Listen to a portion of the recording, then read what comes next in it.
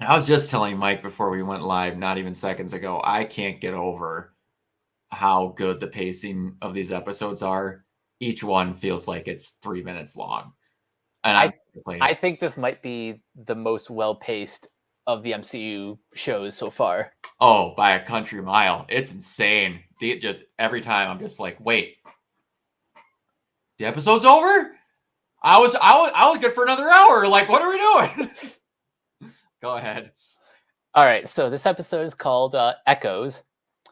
And it starts with Maya Lopez interrogating Barton and Bishop about Ronan, who killed her father in the past. Barton manages to free himself and fend off the tracksuit mafia, though Lopez breaks his hearing aid in the process. After Bishop is freed, the pair escapes the tracksuit mafia and gets Barton's hearing aid fixed.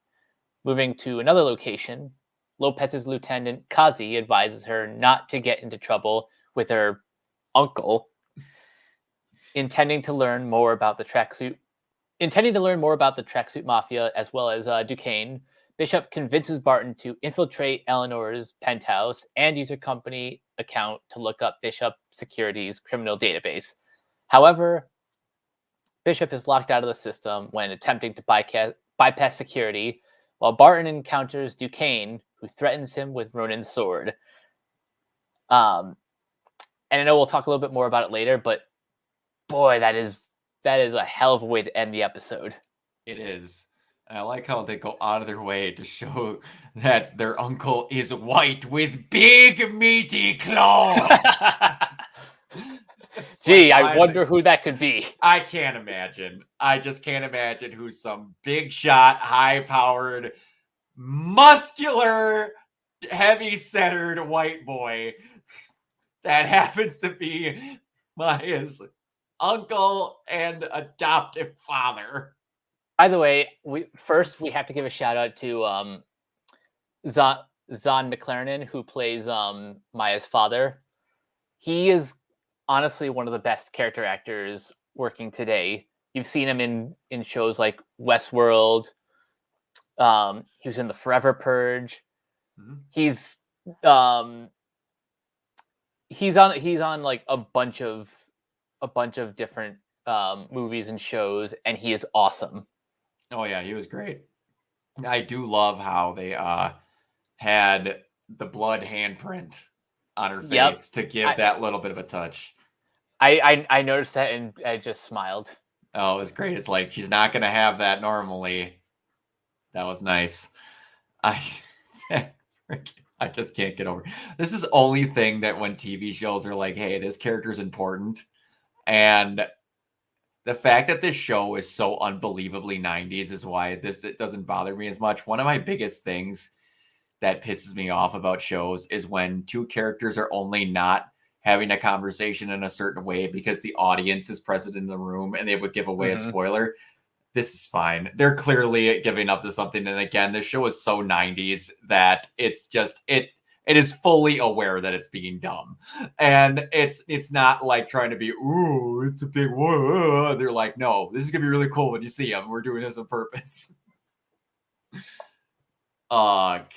Speaking of dumb, I still cannot get over how much the tracksuit mafia are literally just a bunch of idiots. Did you see what the name of their moving company was? I didn't see the name, but I saw where they were located. It was a rundown KB Toys building. It was. The name of the company is Trust-A-Bro. Oh I almost had to pause the video. I was laughing so hard when I saw that on the side of the truck. Oh my god. They're so fucking stupid. I love them. And like the 90s of it again, they're sitting in that room and I have an ongoing joke with Imagine Dragons and friends of mine because like I don't think they're that great, but I have one friend that like we were having a thing where he's like, okay, who would be the most like you could go to any backwater on the planet and someone would know who this band is, and he said Imagine Dragons. I'm like, you're one of the biggest Johnny Cash and Beatles fans I've ever met, and you said Imagine Dragons? And so I always give him crap about that. So when they said the thing where she's like, "Oh, and now she wants to take her sister," he's like, "Good news, now you don't have to see Imagine Dragons." I laugh so hard. anytime Oh, anytime a movie or show has an opportunity to throw shade at Imagine Dragons, I love it. oh, it's so good. They've become the total meme band now, and it's like they're not even bad. Like I like Radioactive and Friction, no. because that's honestly the only song that I like. It's Radioactive and is it Warrior? Um, Believer. I can't exactly remember. It was a song in a Ruby AMV. I would have to look up what it is, but yeah, that oh my gosh. The humor is basic and I love it. But yeah, and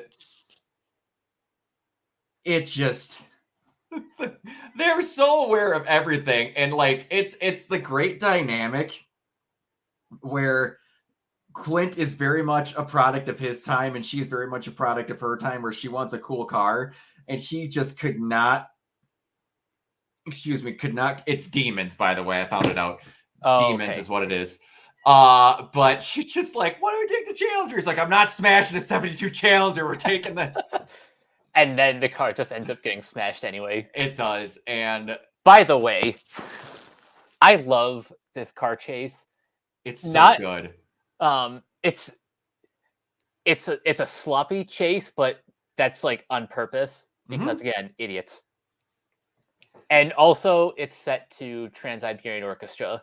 Yeah, I was not expecting that when that came on. That's like one of the few songs I know of theirs.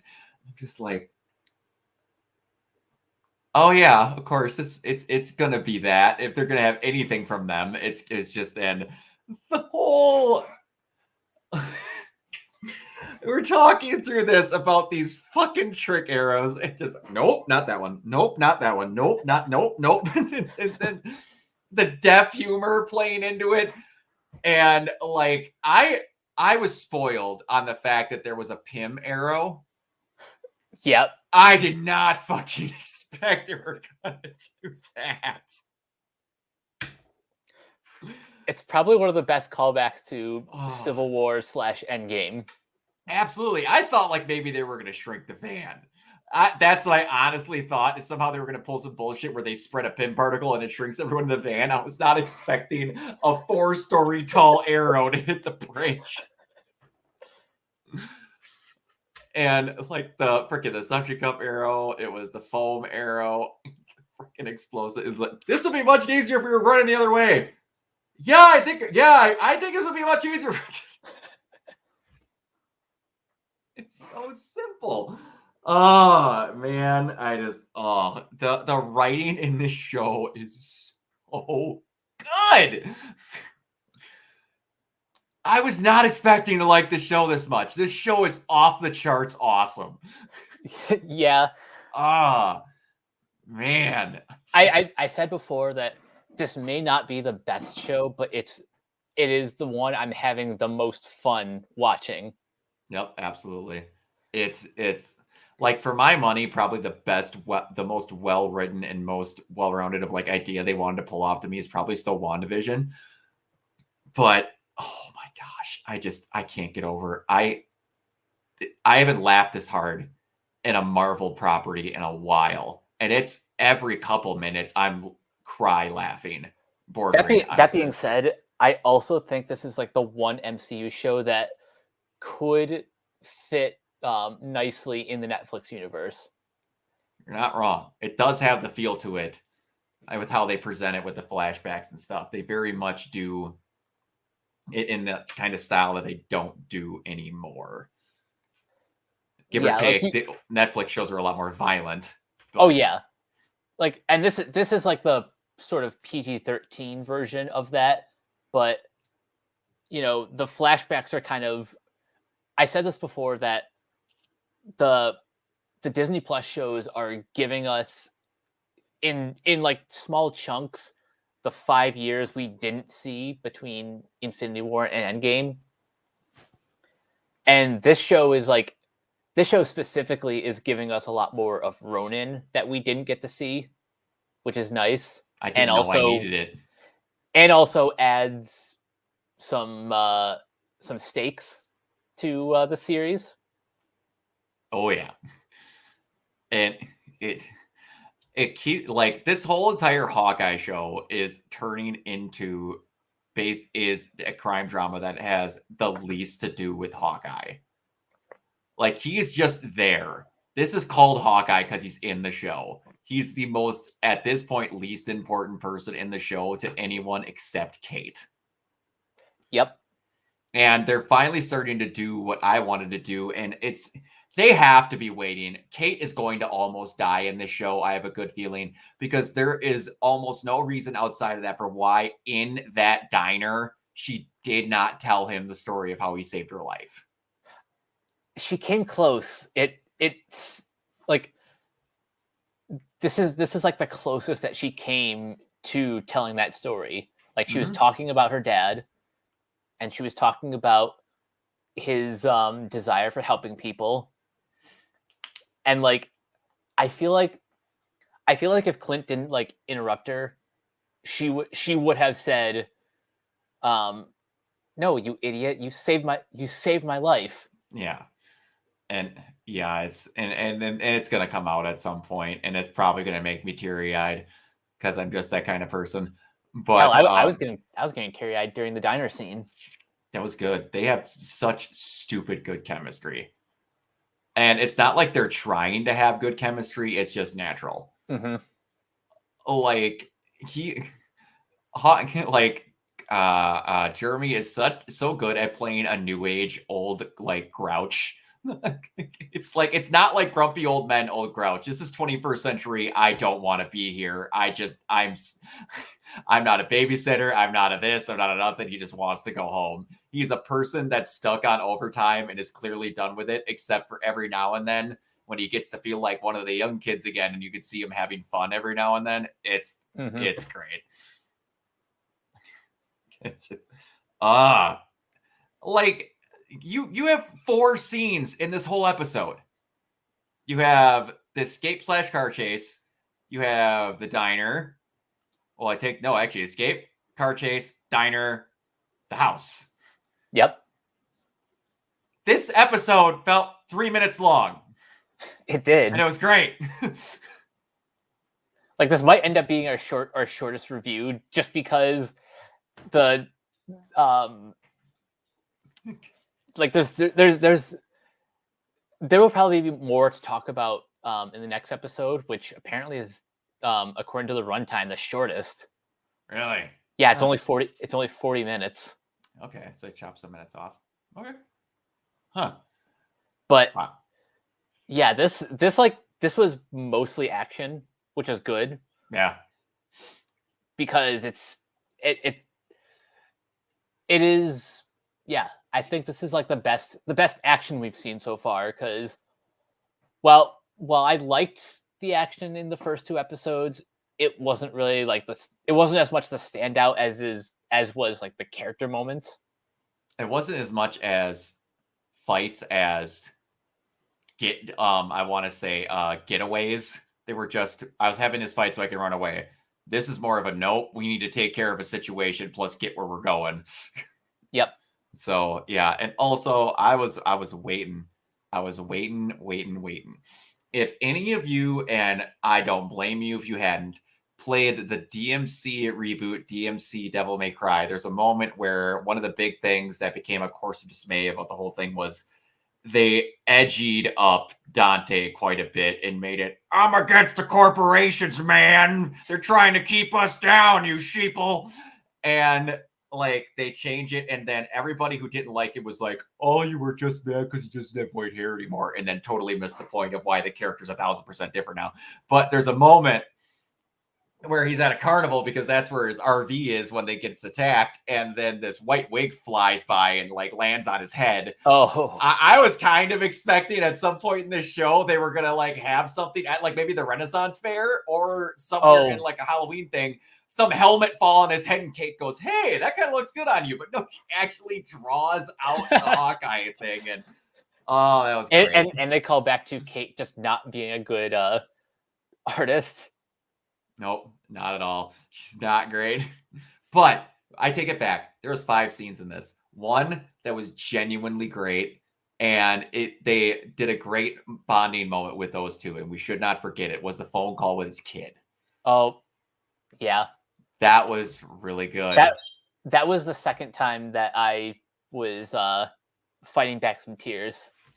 Man, like just having the ability to not hear and have someone write the words out made that so much different. And just putting a modifier on a scene that otherwise would not have been that big of a deal just goes to, again, this show is written so freaking well.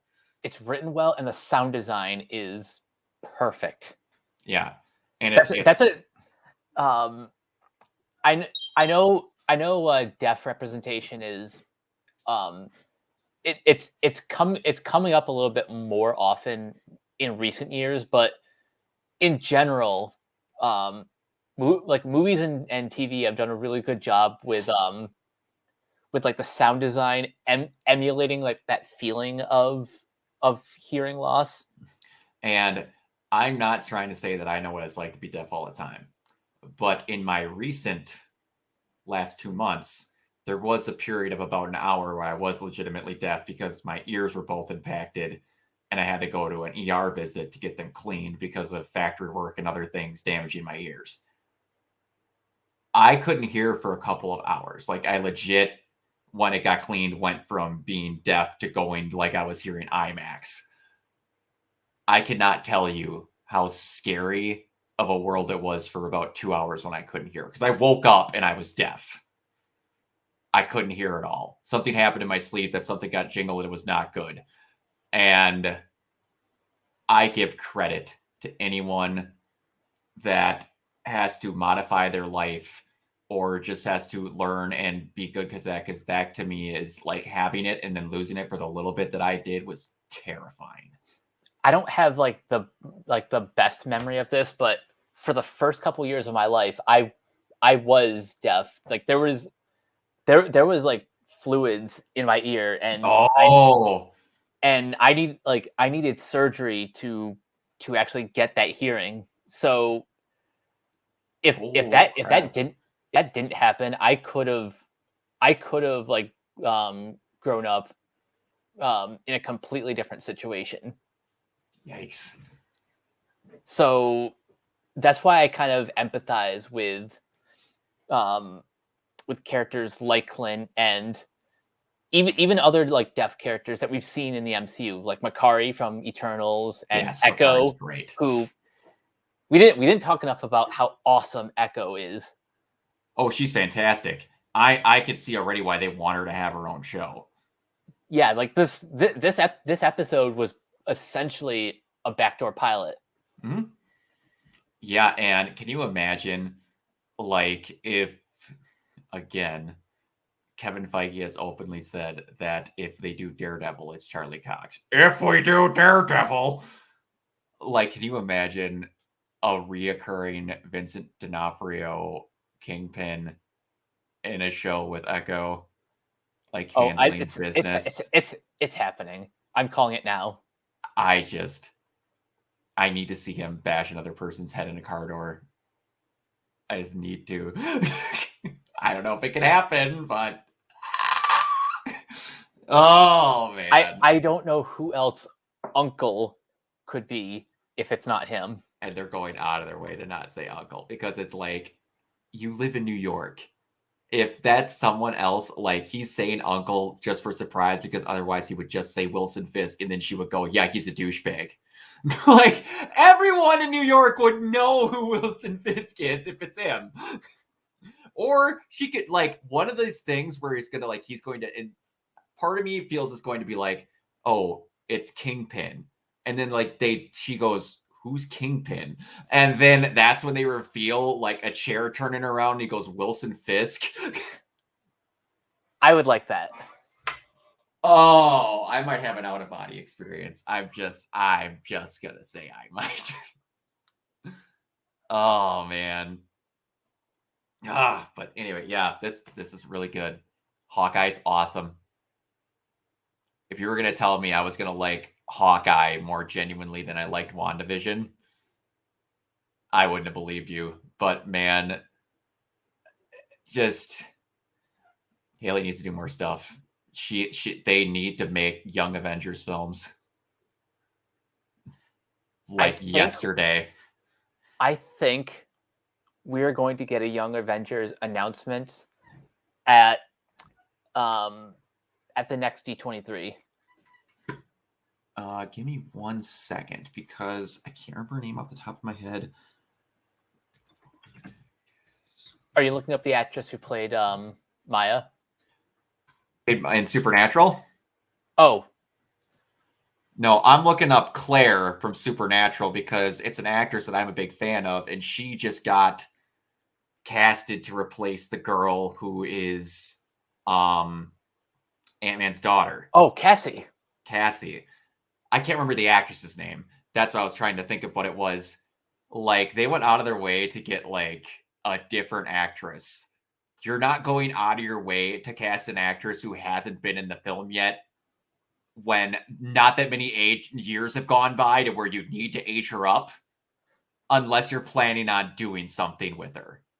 Catherine Newton, yeah. I'm looking at her thing. I had to remember it was Claire, but like, she's amazing in Supernatural. And she almost got her own spinoff until, again, the CW did a CW and canned their third attempted Supernatural spinoff in a row. Oof. All of them were good ideas. Except they're just like, oh, well, it doesn't have Sam and Dean. They aren't going to watch it. I'm like, no, we would. I didn't know she was in Supernatural, but I first saw her in the 2018 comedy Blockers, and she was also in Detective Pikachu. Yep, she's great. She plays the daughter of a guy who is possessed by an angel, and then like for the longest time you never saw any of his kids, and then when they finally introduce his kid, she becomes a hunter like Sam and Dean, and she's just great. She's awesome. I'm so glad for her. Like, I feel bad obviously for the girl that played previous for a little bit that she got. I thought she did fine in an Endgame, but it's like they plan on doing something. They went out of their way to recast her before Quantumania even happened, and like I said, they aren't aging her up, so they went out of their way to be like, who do we want to be playing this character for a while? Yeah, so they're building something. It's Stature, isn't it? Stature, yep. Stature. And then we're gonna have Miss Marvel and Speed and Wiccan. Did they say Armor Wars is gonna have anything to do with Riri Williams? I don't know about that, but that's good. Armor Wars is still happening. And well, hold on. I think Ironheart is like its own series too. There's so much. They're so drunk with power. I keep forgetting these shows are happening. Even with the world in the state it is, they're just chugging along. Oh my gosh. Just the MCU can't be stopped. It just can't. It's going nowhere. I'm going to be 90 years old. And they might be finally thinking, hey, probably we should start rebooting. Oh, dear God. I love it. I love it. But yeah, so the episode ends. Sorry to get back on track. With Swordsman threatening Hawkeye with his own sword. Yep. You mind telling me why you're innocent, but you're openly threatening an Avenger in your house? Pardon-moi? Who is there on an okay basis because he's there with your gonna-be stepdaughter? So he didn't break in? I'm really curious to see like what the next scene is after that. Yeah. I've already seen a clip, but it's the in between that I don't know what's going on. So it's like, how are we like? I'm waiting to see all of a sudden the sword hits and he just looks down and sees a Saronin sword and just looks over and goes, "Yeah, you're the one that killed him." It's just like, yeah, okay, yep. That was all the proof I needed. Why do you have my sword, jackass? Oh, man. But yeah. One more thing before we close out. Remember when I said last time that we don't know if there's a connection between the Tracksuit Mafia and Duquesne? Yeah. Well, this is they have the same questions as we do. Mm-hmm. And I love how this show cannot decide how to spell Duquesne.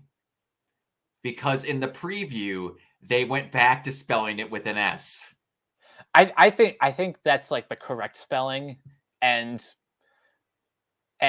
subtitles being what they are, and I'm pretty sure subtitles are man-made too. Yeah. Like those were phonetic, the phonetic spelling before. Got it. But yeah, it always makes me laugh. Like Netflix and Amazon. Well, Amazon is actually pretty good about having it correctly, but I love Netflix is awful. Netflix is terrible. They don't have English subtitles. They show you the English of the Japanese and then play the English. Yep. I mean, it's cool that way where you could get like see a translation for like what is being said and what they said the Japanese, but it's like for like deaf people, you literally can't get the English version. Yeah, you couldn't even get different subtitles. You're just stuck with what they have. Yeah, which is not bad, not a bad thing. But anyway, yeah. So yeah, I'm really happy with the show. It's fantastic. Mike, where can they reach you? You guys can find me on Twitter at Captain K42. You can check out my quick thoughts on letterboxd.com/CoachK42. And you can find me in all the various Facebook groups just at my name. You can check out Renegade Pop Culture on Facebook and Twitter at Ren Pop Culture. Look for us on Podchaser. Listen to all of our podcasts on Anchor, Spotify, Apple Podcasts, etc. And finally, everything can be found at renegadepopculture.com. Need to escape? So do we.